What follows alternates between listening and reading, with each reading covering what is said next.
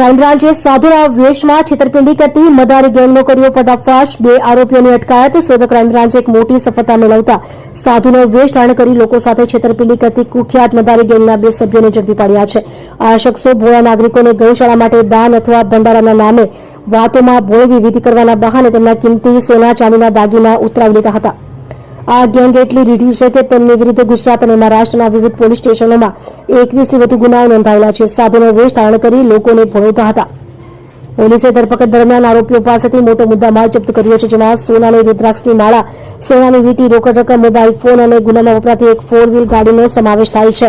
ચોંકાવનારી વાત એ છે કે આરોપીઓ પોતાની ગાડી પર પોલીસ લખેલી પ્લેટ લગાવીને ફરતા હતા, જેથી રસ્તામાં તેમને કોઈ અટકાવી નહીં શકે. પોલીસે કુલ ₹8,71,780નો મુદ્દામાલ કબજે કરી કાયદેસરની કાર્યવાહી હાથ ધરી છે. પોલીસે આરોપીઓને ઝડપી વધુ તપાસ હાથ ધરી. આ ગેંગ મુખ્યત્વે એકલવાયા વૃદ્ધો અથવા ધાર્મિક વ્યક્તિઓને નિશાન બનાવતી હતી. સાધુ જેવા વસ્ત્રો અને તિલક લગાવી તેઓ લોકોનો વિશ્વાસ જીતતા અને ક્ષણવારમાં દાગીના સેરવીને રફુચક્કર થઈ જતા હતા.